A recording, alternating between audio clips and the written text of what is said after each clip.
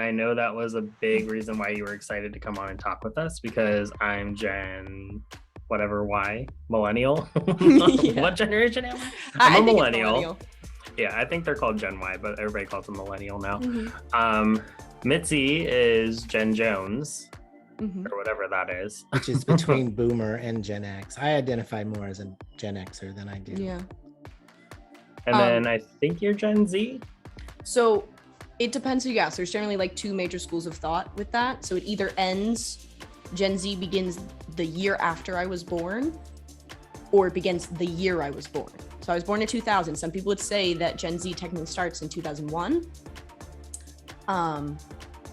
I generally don't, none of my friends are Gen Zers. Nobody I've ever been able to affiliate with has ever been a Gen Zer. Those were the kids that I was teaching in high school, right? Like that's, those were my TA students. Although I don't identify with really any of it. Sarah, I can't wait to keep talking about this, but for everyone else, welcome to AstroDivaz with Peterbilt and Stone. I'm Nikki Stone. And I'm Mitzi Peterbilt. And today we have a very special friend of mine, Sarah Gooding, from down here in Bradenton, Florida. And she's got an amazing story of transformation and healing. It's so powerful. And we're really excited to have you here today, Sarah. Oh, thank you so much. I'm so happy to be here. So I am just in general, I work in the food service industry, but I've always had an interest and personal hobby of looking into anything metaphysical. I've always wanted to look up. I've always wanted to figure out why we are the way that we are. I love studying people. I love studying myself. Past that, I'm currently a student of the University of Sedona online. I'm doing their doctoral program to pursue a doctorate in metaphysical sciences in the study of quantum theory. All of that is just understanding how we affect energy and energy affects us and how we can intentionally affect it from the scientific perspective. What brought you to that? Well, I have always had an interest in intentionally helping other people, as I've been noticing throughout my life that I do help them whether or not I try. I first was a pre-med student when I first got out of college, or right out of high school. Actually, I went into a pre-med program in this area and found that it just was not hitting the marks that I wanted to. So I dropped that. I did a couple weird random things in between, ended up just realizing that being around people was enough for me to do what I felt like I was called to. And then from there, I recently found the University of Sedona, and it actually felt like I could bridge the gap. I have a very logistical like mind, and pre-metaphysics, I was a woman of science and very spiritual, but aside from any specific doctrine. So I fell back on the measurable energy factors to back myself. And with the words that they are giving me and sort of these backings for these theories that I feel like I figured out when I was younger, I can explain why I do what I do to other people in the hopes that it empowers them to seek it out themselves. Beautiful. So you're getting the tools to be able to have the language that that interface of what you know and experience, and like your deeper wisdom and how you operate in the energy with others, to be able to language that in a way that it creates a conversation. Exactly, right. Like putting it away, I feel like so many times people come on so aggressively and it comes off as religion. And I do personally have a lot of religious trauma, and that's how I avoided spirituality for so long. It was something that like, well, whenever people come at me with this shit, it feels exactly the same as when someone's, you know, Bible banging. That's not what I want to hear. I don't want to be a part of anything organized or that indoctrinated. But if you come at people with the, you know, the frequency of 666 is so demonized, but you can also direct it back to the fact that that's the frequency that, when achieved by the body, allows cells to communicate without contact. It is the literal energy of the law of attraction and just laws of manifestation. So in the program that you're studying, you're getting the scientific information to be able to have these conversations with people at the scientific level and the psychological level. That is so beautiful. We really need that right now. We really do. I always like to use the phrase practical magic, right? If you break it down and you take away the word, witchcraft or magic or manifestation, what the fuck is it really? Right? Because some people need to hear it in a layman's term. So if they felt like they were being taught something, they can, talk about it with their mom and not get judged. We all fear judgment, right? And the moment you put it in something that has a bad rep, like most organized religions, people don't want to participate because they don't want to be lumped in with that crowd. When in reality, it has nothing to do with religion. It has everything to do with, are you going to utilize the cheat codes that we have for our lives and make the most of it? That is so right on. This is a platform for people to get to know you as a practitioner. We're bringing people in here who are, responsibly bringing up the vibration of the planet, and you're one of those people. So however that is alive for you, we want you to share that with our listeners. Sure, I can do that. So the other thing that I really wanted to touch on was the extremism versus conviction. It doesn't matter if you're talking about astrology. It doesn't matter if you're talking about fucking what you had for breakfast. If you come at somebody with, it is this way, you come at someone with anything other than I believe, or are you interested in discussing, most people will just shut down.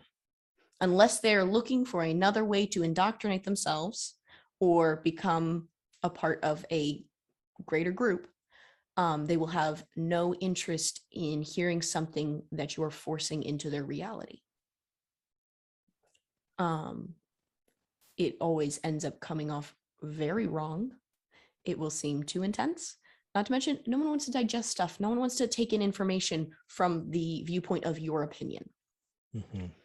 I can't tell you how often people catch wind of shit and they're like, you're a spiritual person. Here's my one spiritual friend that I have. Please meet them. You guys are the same. And I'm always a good sport. Sure, I'll meet your friend. And their friend is a whack nut. Okay, maybe I should have said that in nicer words. Their friends believes things that I do not choose to include in my reality. And it's so jarring to have people think that because you may come off as spiritual, you will be accepting of anything they also slap that label on. And all of a sudden, those people that have that kind of extremist beliefs are some of the least spiritual people that I know. They don't actually know spirituality from the perspective of their own life. I'm going to give an opinion. It's not possible to be spiritual and not have any emotional intelligence. No, it's sure. I'll take that. Thank you for your opinion. I like that opinion. I would agree, right? If common spirituality acknowledges the presence of oneness, whether you want to say that comes from a source point or when that comes from a reflection of soul or reflection of oneness.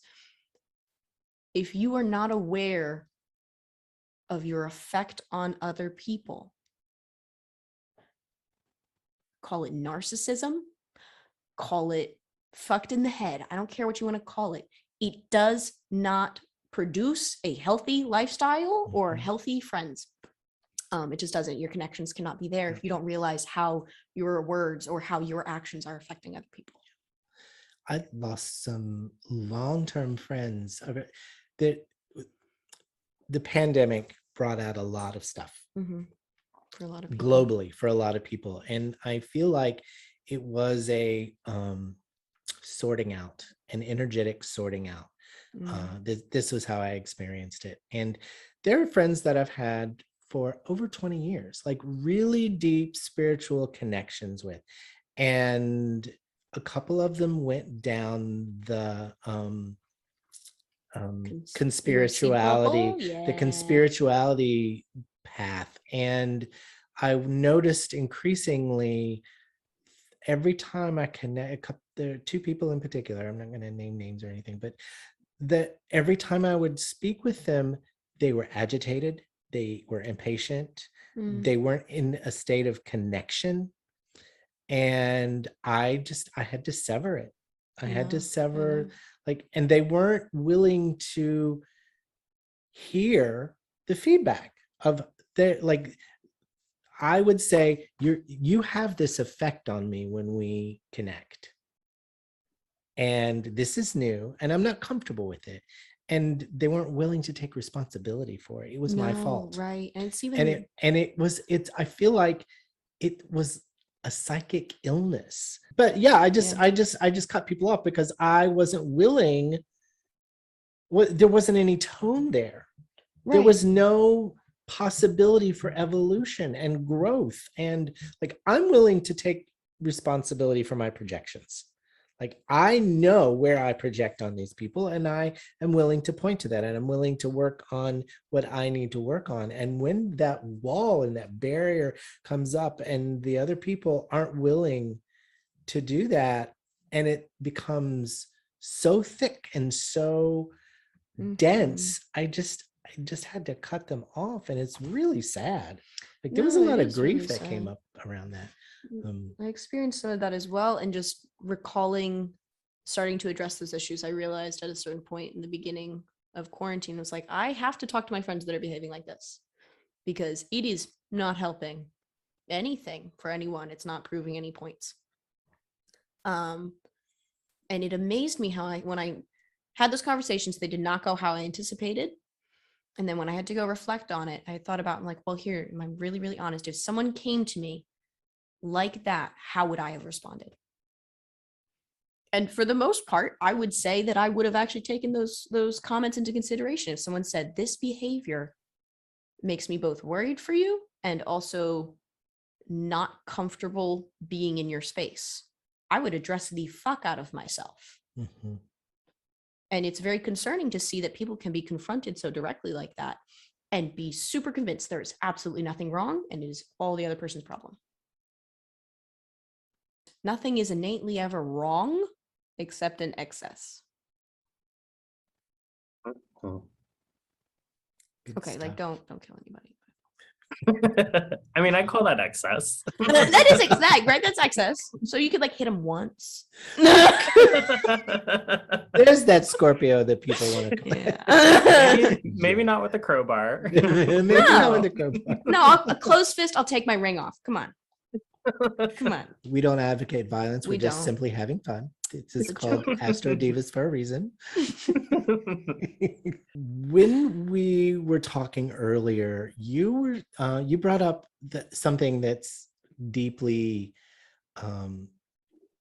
it means a lot to me, because I share this concern, as astrology can often be used as a form of gatekeeping. I could fucking soapbox about this. To no end does it bother me. Whether it comes from the stereotypes, whether it comes from just the vastness of the information you can gather about yourself, alone, other people. When a simple question is asked, and I overhear these conversations all the time. Someone says, like, I don't know what a rising sign is. And the person's like, you don't know? I want to run over there. I want to pick up whoever asked the question and run away with them. Like, it is so stupid that you would withhold information from someone who was just trying to better know themselves. Mm-hmm. That feels like censorship of the soul. It's not your place to say, well, yes, they could go get a book. Maybe tell them which book. You don't have to be the person who knows more. That's not the point of this. Mm-hmm. It's our biggest mission to get to know ourselves, right? I genuinely believe that. I believe that one of our, if our only thing, is to both heal past lives and make sure this one goes smoothly and know what soul is in this body. And no one gets a medal for being the first person to wake up. It doesn't work like that. No, nobody cares. Plus, if you at all want to share the piece you feel like you're giving yourself, if you truly are. Some people, I think, are just learning astrology because it's trendy, and that's funny. you truly want to share the sense of peace that you're providing for yourself with this information, why would you not give someone else the first morsel that led you into that path? It's really not hard. And it also does not have to be like a fucking thing on your resume that you taught somebody the first thing they needed to know. Mm-hmm. It's not that serious, but it is also that serious, right? Just be available resource. That's it. That's just the way quantum physics works. Right. The energy has to return to itself. Right. It is and it is not. Mm-hmm. I think it's also really important that taking that information and doing something with it, or moving something with it, or being able to shift something with it, because there's so many people who well, you know, I'm a Scorpio, so I'm not a Scorpio. Let me give a Taurus an example. I'm a Taurus, so I'm stubborn, and that's all there is to me, or that's all that's going to be. And like, that's not really true, because there's other aspects to that, you know, to the signs. There's the evolved and the unevolved. There's ways that you can work with different parts of your chart. So the trendy astrology is where people tend to fall into that more, I'd say, from my experience, where they're just seeing it as it is and saying, well, this is who I am. And not actually using it in a way that benefits their lives. Right. What is somehow so lost in this little trendy bubble of astrology is that there are evolved and unevolved signs. And that also, if you do hear the phrase, it's left at like, oh yeah, my toxic ex, he was an unevolved Capricorn. Right. And like, that's it. They never realize that then, oh, that means that person has an opportunity to change. Mm-hmm. Or then by knowing they're an unevolved Capricorn, then you can see where their trauma lies. Like, they're just like immediately like, yeah, so he was a Cancer, you know, like, that's not helpful. It isn't. I've been guilty of doing that myself, using someone's sign to create separation. This is what we're doing when we do that. We're creating separation from connection, first of all, but separation from the divine. Yeah. And astrology has been used in this modern era as a tool to create separation, to create division, rather than create and open up dialogue about how can we find out more about one another? How can we find our similarities? How can we resolve our differences? That's what's possible when you get to know yourself. Right. Because if you don't know yourself, you're not interested in getting to know anyone else, certainly. Well, I had someone come at me about, you know, I did do that in one time. Just the one. Very recently, just one time. But no, I had a really good example. I was like, my, you know, like high school best friend, she was a Gemini, and I was talking some shit when we stopped being friends. And actually had someone cut me off, and they were like, so figure out where Gemini falls in your chart and figure out why it is that you hate her being a Gemini so much. And then figure out also why her Gemini behavior bothers you so much. And it stopped me dead in my tracks. And I was like, oh shit. So did you do that? And what did you discover if you did? I did not do it. Because it was a suggestion from someone else. Looking at your chart, you have a locomotor configuration of your chart. You have a big open mouth, and Gemini's in the open mouth. Okay. And generally that's where we tend to project. We project on to people our shit so we can learn more about ourselves. That's what projection is for, if we choose to see it as an evolutionary tool. And Geminis and Taurans trigger the hell out of me. Because I don't have anything sitting in that part of my chart. So, it's something that I crave.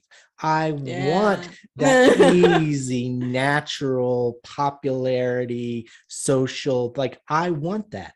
And so it's easy when we want something to project onto it and to, call out the unevolved qualities in that person because we want to evolve in that area of our lives. So that's absolutely. Well, that was so I didn't do the research, but I thought about it. I was like, what am I coming at her for the hardest? And the thing I was the most upset with her about was I was like, because everything is like this extreme fucking emotional outburst. And at the time I was expressing no emotions to anyone.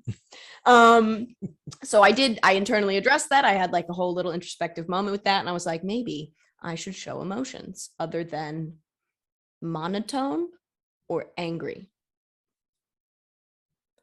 That's how that involvement came about. But yeah, that would totally make sense then, that's the most negative reflection that we could see, or the thing we crave the most, right? I was mad at her about her emotions, but I also couldn't tell you what I was feeling at any time of the day.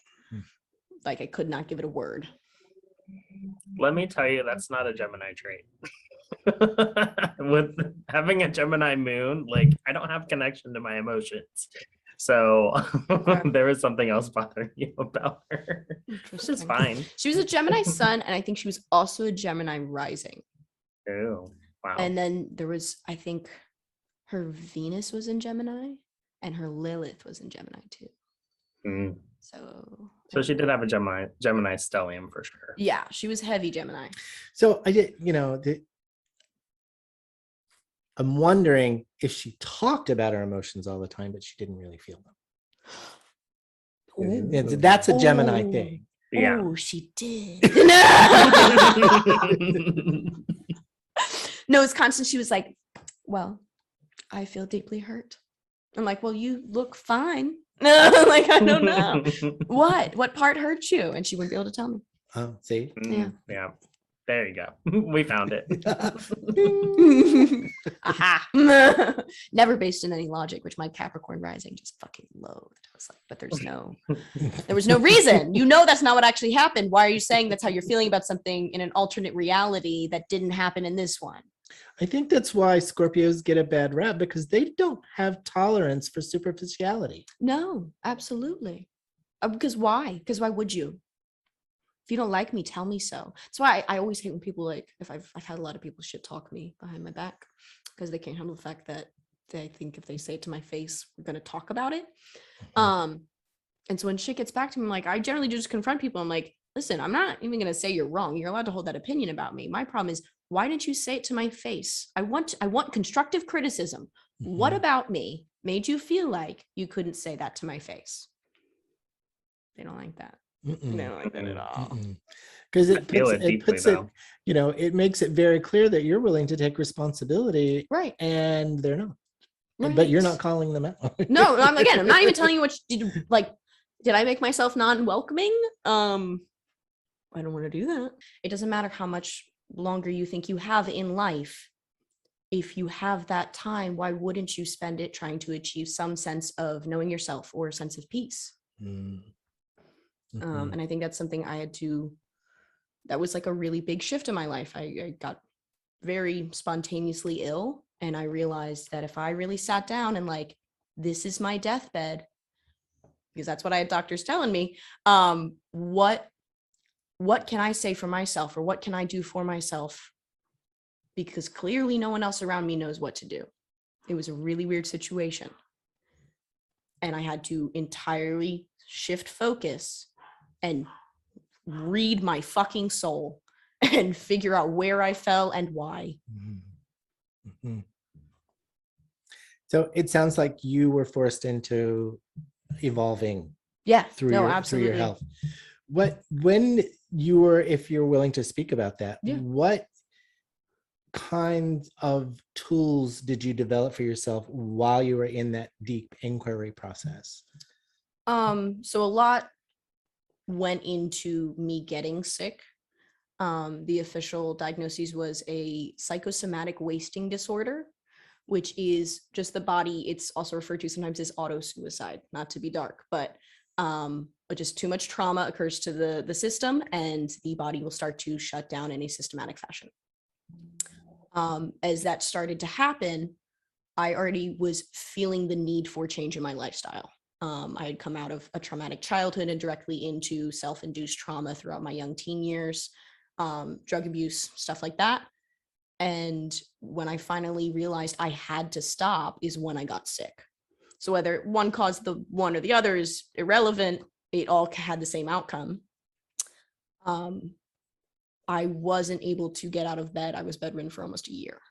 And so within that time, I often prior to being ill would just avoid thoughts about literally anything uncomfortable, just complete avoidance.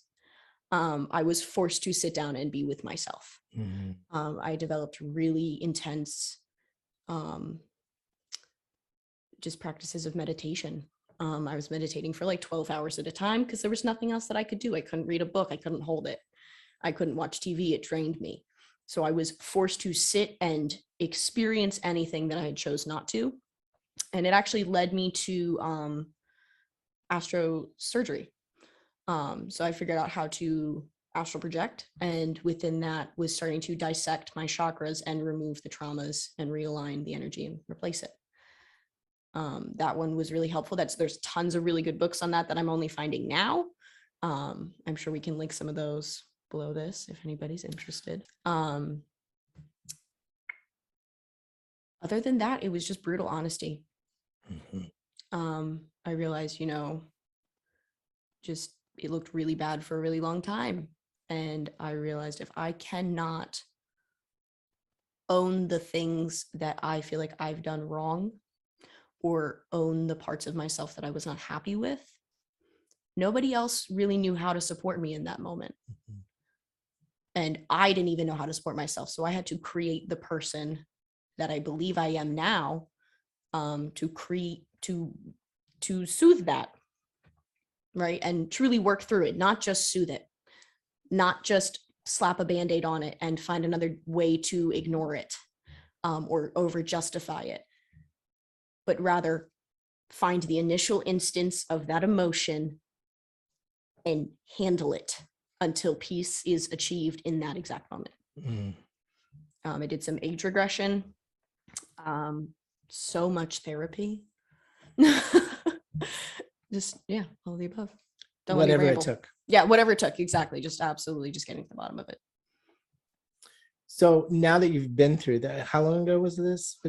So I got sick initially when I was 17. Okay. So it's been about 5 years for you, coming up on. Yeah.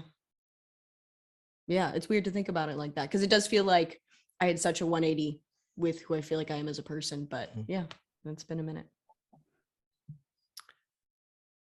On the other side of that, if you can recall that, what kinds of things, we've been talking a lot about the creative process. Yeah.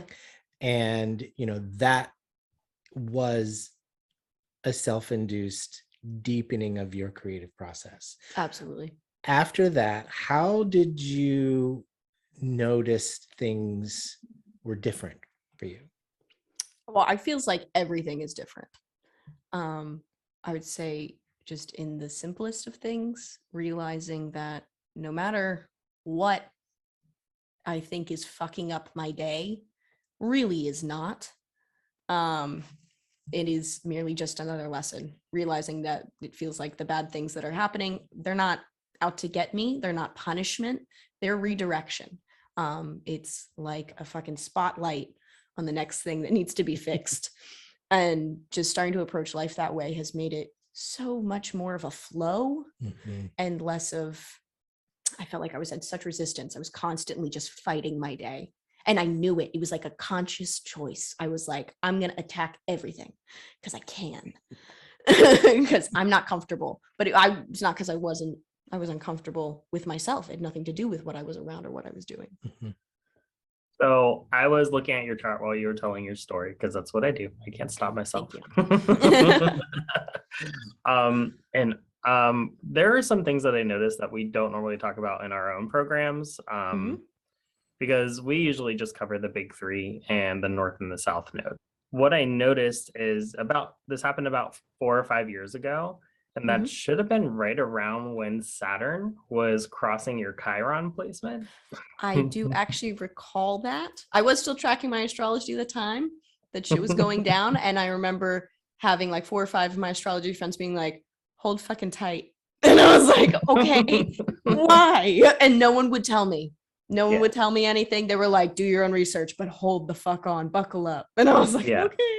Yeah, Saturn is a big malefic planet, and crossing Chiron, which can be a malefic influence. It can be either malefic or benefic. It depends on like what the other situations around it are, because it's like the wounded healer. So it either wounds you or it teaches you how to heal. And you have to learn how to heal by getting wounded anyways. But some people's Chiron placements are early in their lives, so they don't remember the wounding. Other people, yours is like 11th or 12th house, depending on the system. So it makes total sense that it's affecting you once you hit adulthood. Yeah. And while Saturn is directly hitting it. And we normally wouldn't talk about something like that, but it's so apparent that that trigger pushed you into figuring out that north node, south node placement that you have. You have an opposition there that Lee and I also have in other ways. You have Capricorn and Cancer. North node is in Cancer, south node is in Capricorn. South node in the first house, north node in the 7th house, and that would be all the systems because they're like right below the ascendant and right above the descendant. So, and it was really interesting to me that you said that nobody around you knew how to support you and what you're going through, because with that 7th house placement, that's really saying like it's really dependent on the people around you. And if you don't have that at your disposal, like you have no other option but to learn how to do that from your South Node in Capricorn, and apply all of those techniques and apply all of those things to your life so that you can eventually reach that Cancer North Node of nurturing other people and being like a nurturing force. You just ended up doing it for yourself as opposed to in that relationship aspect. Does that sound pretty accurate? I would say that definitely checks out. It was one of those things where leading up till this event, I really felt like it's like I didn't need other people. And I also thought like, oh, if I ever do need them, they're there. They got me, right? I got people in my wheelhouse. If I got to call anyone up, you know, I always have that support. And then it felt like the moment that I did, they were not useful at all in any way. Apparently they did not know who I was, which was kind of funny. It was definitely intentional. I didn't want people to know who I was prior to that. But there was definitely a moment where, of course, my Scorpio self, I was like, how dare they? How dare they not know who I am, even though I tell them all the time, don't know who I am. Don't get to know me. Fuck you. Right? Like, yeah. And on top of that, again, something else we don't normally talk about, your Pluto and your Venus are really close to that Chiron too. So it's also really fitting that it pointed you to eliminating people from your life, which it doesn't sound that's exactly like what you did, but it sounds like that's the direction no, it it pushed is. you in. Yeah, it is. I told myself like, recover, make sure that whatever this shitstorm is done, and then refill your elevator of people. But you don't got to do that right now. Just like live. Just like simple goal, live, and then go replace those people. So what kind of people did you find yourself attracted to after that? Emotionally available ones. Yeah, no, definitely more attracted to emotionally available people. And just in general, lighthearted people, right? Before, most of the people I was surrounding myself with, it was all very negative, intense, slimy speech even. And just realizing that I'm allowed to have fun. I'm allowed to be like a little sparkly fairy. I don't have to be some unattainable, quiet, cranky asshole. That's basically what I was. And just trying to figure out how to actually genuinely connect with people. It always felt like before I was able to connect with people, but it was more them connecting with me. Like I was just listening to their whole life story and walking them through their own shit, and they couldn't tell you 3 things about me. And realizing that vulnerability was really key into building connections was super fucking hard. But I would say that now I can say I'm very happy with the little family I've created around myself. I removed a lot of family from my life for periods of time, as one does. And so yeah, so just sensitive, emotionally intelligent people are around me now with like whole own lives and no codependency. So it sounds like you moved your Scorpio and how you were projecting your Scorpio out into the world from a less evolved place into a more evolved place. Mm-hmm. And I know you want to talk about how people kind of judge other people about the like being, oh, you know, Scorpios are all way too strong and Martian and or martial or whatever the word is that people use. Yeah. And I'm a Martian. so would you say that's who you were before? Or like even. And that's the thing is, well, I did have some very negative habits. Absolutely. Right. It still never ran as deep or from the same places that people direct those stereotypes from. And I always even found that very interesting, even though I had no interest in looking into why any of that was. I was able to, in retrospect, realize where those things are misunderstood. They're still not ideal. It still is an unevolved state. It still needs to be moved past. But it is not as like aggressive as people put it to be. That was the thing, is I often would just say, like, I don't care. Again, not like I need to do anything about it. Not like I'm aggressive, not like vengeance. I don't care. I did not give a shit because it wasn't me. Right? I don't think you're a bad person. I don't think you need to do anything about this. I just don't want to hear your sob story because you're not going to take my advice. And I know that I would love to give you advice, but this makes me not want to interact because that nurture was there. I was unable to let it out. Mm-hmm.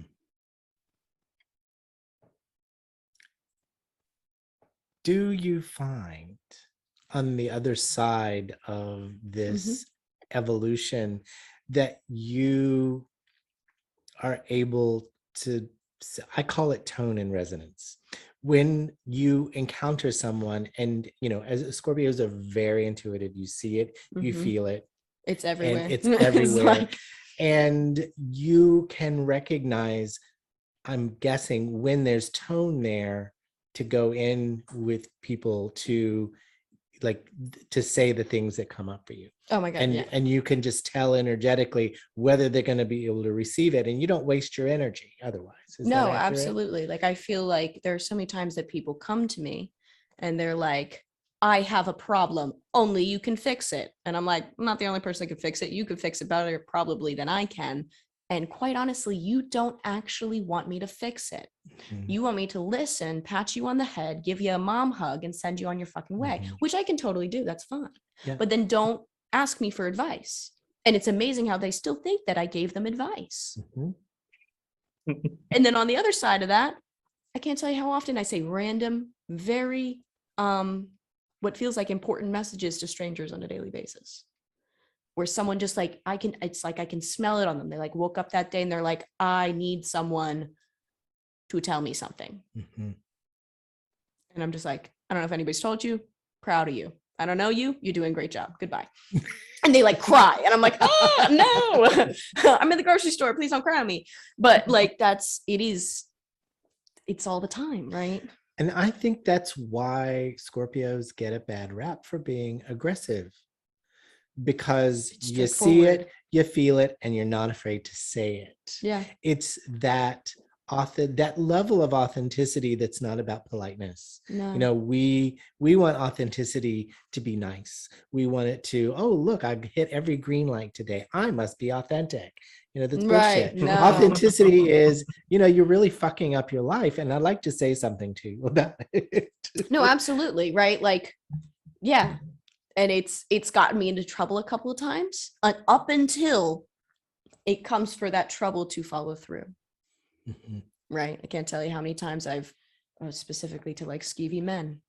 I just pick their little souls apart. And then someone's like, so-and-so said that you were mean to him. And I was like, yeah, did he tell you what he did first?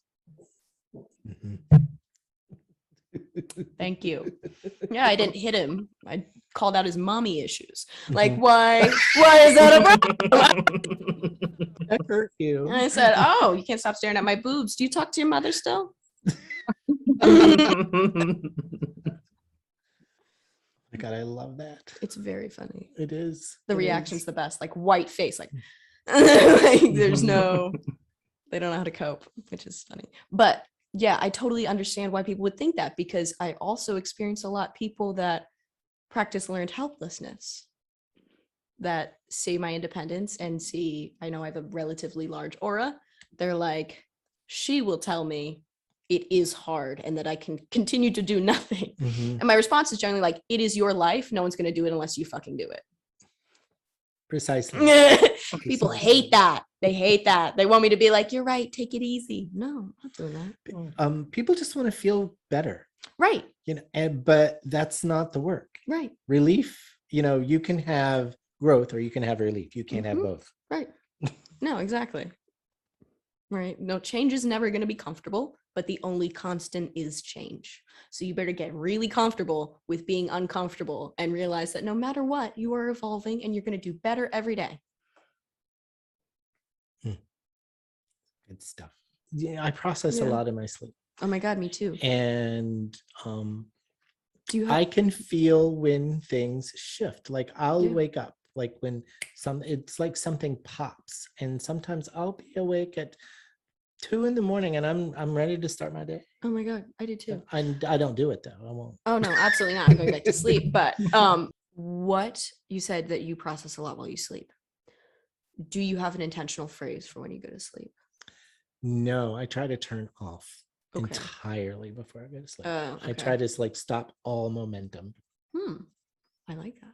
Yeah, because I'm mutable, so I just sort of follow the course of my life as it unfolds. And I can pull out, because of that Capricorn moon, I can pull out cardinality when I need to.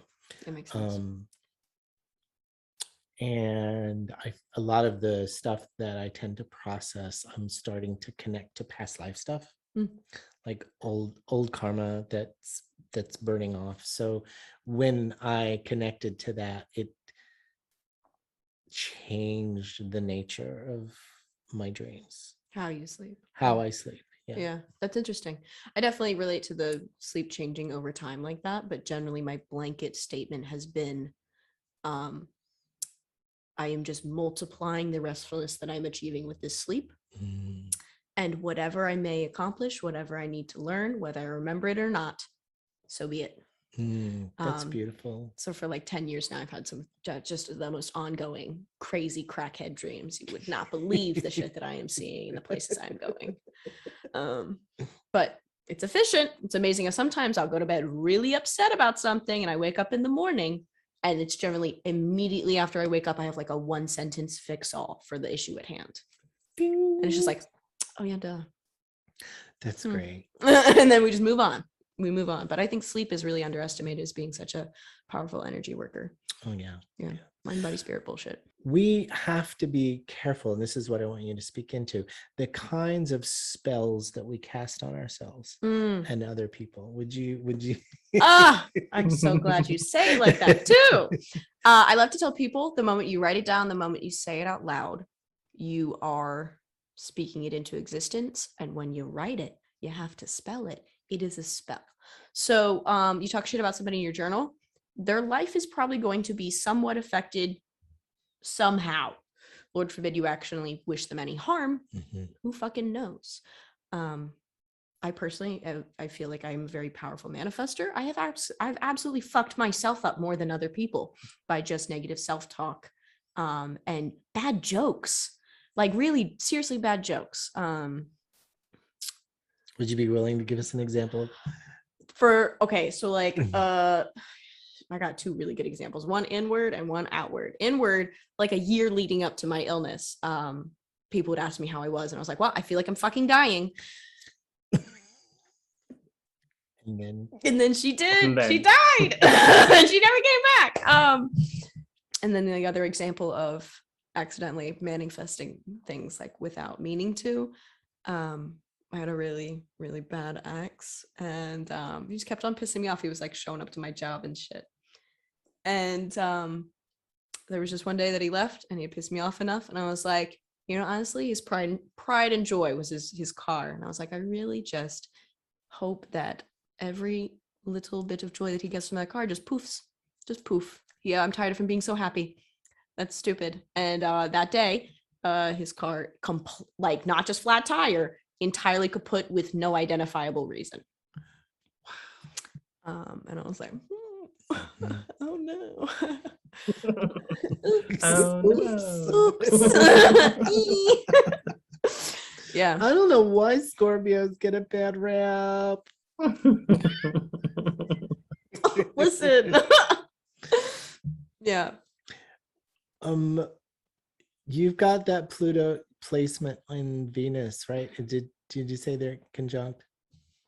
Yeah, Pluto and Venus are conjunct. They're only a degree off from each other. Yeah, when you feel like eliminating something relationally, that's your power. What house is that in?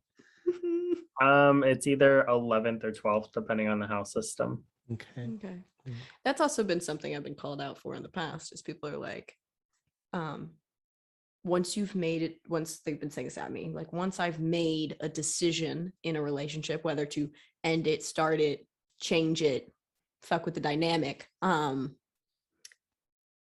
it's like I come to the conclusion, I feel weird for a while, and then I know what I need and I fucking do it.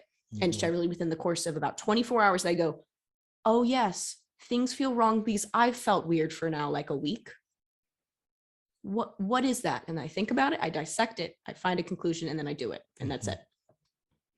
Very Sagittarian of you. It is, yeah. My best friend is a Sag. She's always very proud of my decision-making skills.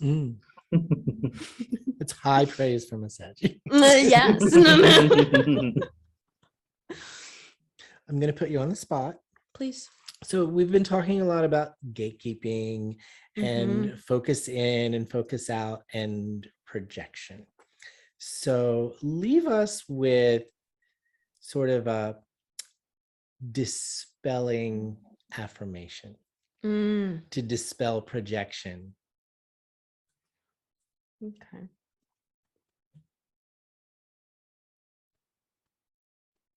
I do not have to carry others' energy. My field is enough for me.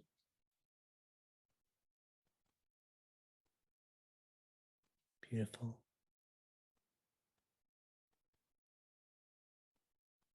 That has a feeling. I do not have to carry others' energy. My field is enough for me. Thank you for that spell. You're welcome. If people want to engage with you and hear more about your story and work with you, are you still working with people, or are you kind of on hiatus with that right now? I am kind of on hiatus at the moment. I have a lot of other things happening. My little joke, I like to say, in the real world. At the moment, I have not enough of myself to be able to share with others. Aside from my other current obligations. Such a wise and healthy boundary for you to have. Thank you. It took so much for me to learn it. I get that. I probably would be available for simple things within the next year. But in general, just service-wise, I know you said you wanted me to talk about that a little bit. My two just favorite things to work with people on is I'll do like just chakra realignments, just a cleanse, a fluff, and get them straight. I think that was a huge key into starting to gain access to my own power and utilizing my own energy, was just understanding I am capable of feeling those energy sources at the very least, let alone clearing them out. And that's something very simple that I can walk through with people. It's never been a situation where somebody hasn't benefited from it, which is where I like to start people off if they're just looking to get working with me somehow. And if people want to do a chakra fluff and buff, how can they find you? They can find me on Facebook under Sarah Gooding. They can also find me on Instagram. My Instagram handle makes no sense if I say it out loud. I'm sure we can link it. Yeah, those are the best ways to contact me. Okay. If you want to shoot me a DM or. And are you okay if we broadcast that? Oh yeah. Okay. Great. I can also do stuff over video call or in person. If we don't have any mutuals, I will be sticking to public places. If we do have mutuals and I know who you are, I do house calls, which is nice. But but the chakra alignments, I just have sound bowls and we just set up and I walk you through a little meditation and we do some affirmations for all your chakras and we clear them all out. Great. Get the Reiki bubble going. Yeah. Sarah, Happy thank to you for share. joining us. It's Thank you for such a having pleasure to me. have you. I feel so honored when you talked to me about this initially. I love getting in on stuff like this. I just love you guys and love talking about all of this. We love your perspective and your willingness and your courage to share your story. Thank you. Thank you. Against Scorpio, I don't think it's anything. It's my life. It's what Please happened. take it for granted. It's what happened. We really do Really- appreciate you coming. Yeah, thank you. Thank you for sharing space, both of you. Of course. Yeah. Much love to you. Love you. And that was AstroDivaz. Thank you so much for joining us today. If you're interested in learning how you can focus in and focus out by working with us, you can find us on activateyouraxis.thinkific.com. I'm Nikki Stone. And I'm Mitzi Peterbilt. And if you enjoy humor and roasting, you can find us on Instagram at Peterbilt and Stone. Thank you for joining us. We love you dearly. Keep it light and do the work.